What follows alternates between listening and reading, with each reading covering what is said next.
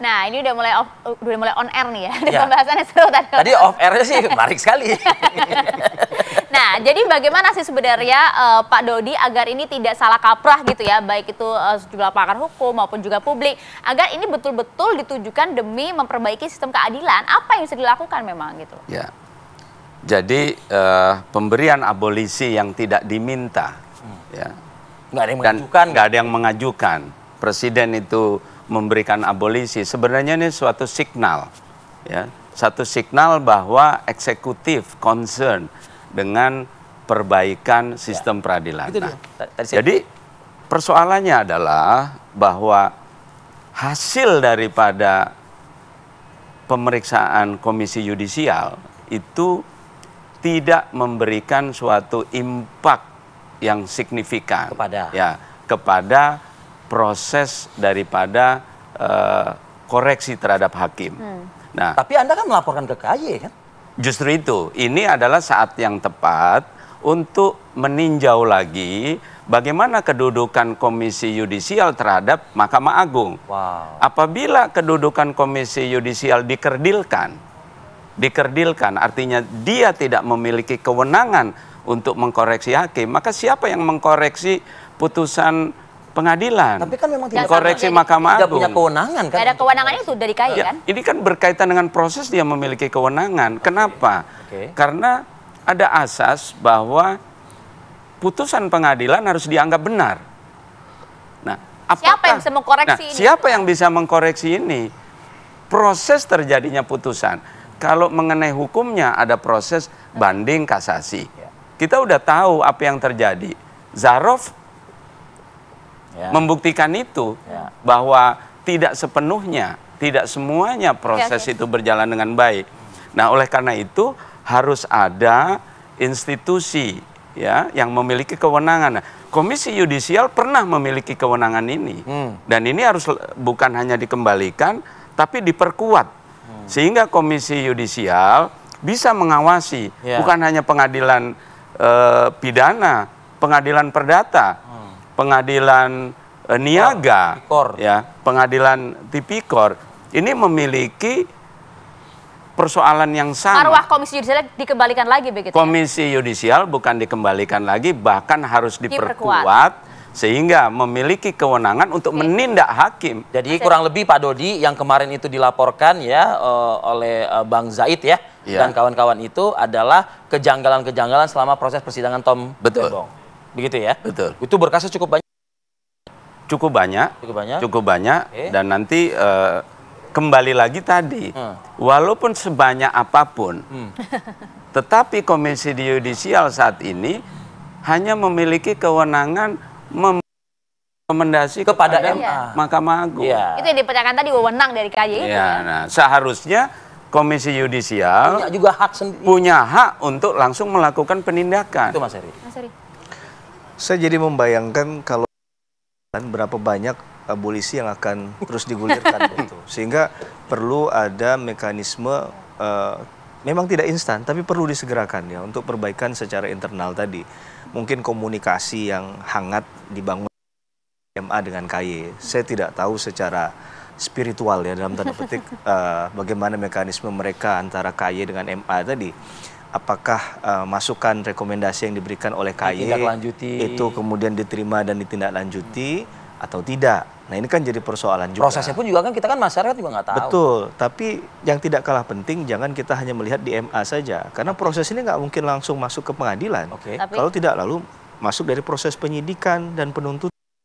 Maka kalau kita bicara integrated criminal justice system, sistem peradilan pidana sifatnya terpadu, nggak bisa kita hanya melihat dari satu titik tertentu saja kesalahan dari awal ini. Ya.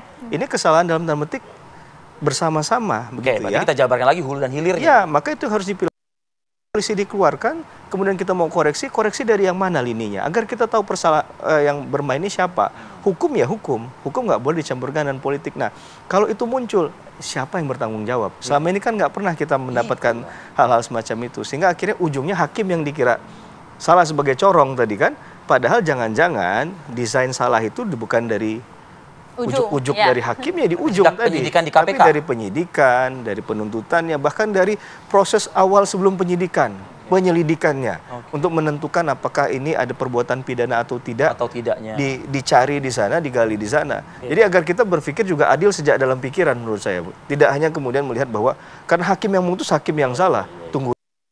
Kesalahan hakim dulu disalahin. Jadi dari awal ini dari mana nih barang? Ibaratnya gitu kan? kita mau makan kan ada barang yang kita beli dulu, bahan mentah. Bahan mentahnya diolah, disajikan, ada yang mencicipi. Nah, bagian hakim ini yang mana di situ? Apakah kemudian dia juga beli barang mentah? Dia tahu juga bahan mentahnya seperti apa.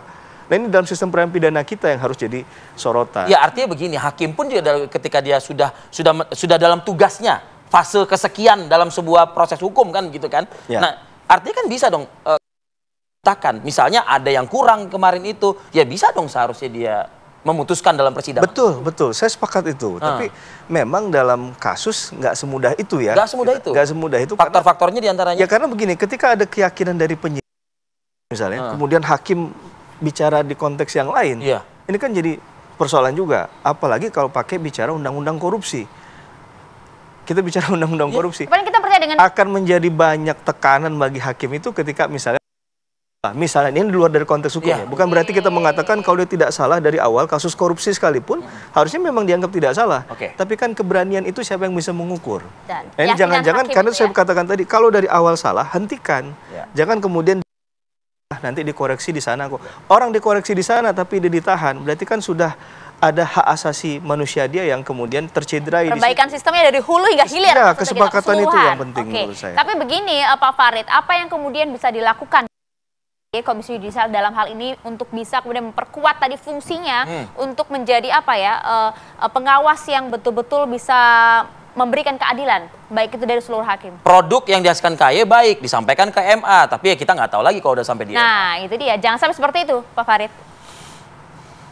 Ya, kalau dari sisi norma sebenarnya, kalau pendekatannya dalam rangka perbaikan dan penegakan hukum, itu sudah cukup memungkinkan untuk melakukan proses, katakanlah, penegakan hukum secara baik dan berimbang. Karena terkait dengan rekomendasi disebutkan kalau 60 hari tidak direspon oleh Mahkamah Agung, maka rekomendasi itu secara otomatis berjalan atau tereksekusi dengan sendirinya, tapi dalam praktek kan memang tidak sesederhana itu. Lalu kemudian yang kedua, sekarang sebenarnya sedang bergulir revisi Undang-Undang KY dan juga rancangan Undang-Undang Jabatan Hakim. Tapi sekali lagi sebenarnya kalau kita perdebatkan dari sisi norma, kayaknya Indonesia kita sudah obesitas dari sisi norma, tapi miskin dengan etika, sehingga kemudian kita overlapping dari sistem peraturan perundang-undangan, tapi kita begitu sulit untuk menegakkan aturan itu, apalagi kalau kemudian kita lebih cenderung menggunakan pendekatan kekuasaan kewenangan daripada kesadaran untuk memberikan yang terbaik untuk bangsa ini. Jadi tadi dikaitkan dengan soal laporan itu, saya ingin kembali mengulangi bahwa pada konteks yang disampaikan oleh kuasa hukum Tom Lembong tadi, dalam kaitan bagian sistem pelaporan ini bagian dari evaluasi untuk melakukan perbaikan, saya sepakat. Lalu kemudian yang kedua, memang kita juga ada limitasi atau batas-batas demarkasi mana yang boleh dan yang tidak boleh dilaporkan atau yang menjadi kewenangan Komisi Yudisial. Selalu diperdebatkan kemudian apakah dalam kaitan putusan ini, karena misalnya banyak perdebatan soal publik terkait misalnya soal isu pertentangan dengan Pancasila, sistem ekonomi kapitalisme dan sebagainya, yang ujuk-ujuk muncul dalam bagian pertimbangan, tapi perlu dipahami bahwa yang menjadi kewenangan Komisi Yudisial adalah perilakunya. Nah, ini yang menjadi agak ribet, rumit, dan penuh dengan sengkarut dalam kaitan sedemikian ribuan banyak pelaporan yang masuk ke Komisi Yudisial. Lalu kemudian yang kedua terkait dengan bahwa peradilan, jika Pak Farid. sistem Kita laporannya ingin lihat berkaitan nanti bagaimana dengan kasus ini bergulir, ya, Pak Farid. pertimbangan dan substansi putusan, maka itu bukan merupakan kewenangan Komisi Yudisial. Dan itulah yang masuk dengan tadi disebutkan oleh kuasa hukum terkait dengan apa yang disebut dengan profesionalisme hakim yang justru dianulir oleh Mahkamah Agung terkait dengan Kita lihat nanti responnya Pak Farid. seperti apa Komisi Yudisial atas Poin. laporan ini, Pak Farid. Terima kasih banyak. Ya. Terima kasih Pak Dodi. Terima kasih. Mas Dery, Terima kasih. terima kasih Terima telah kasih. bergabung.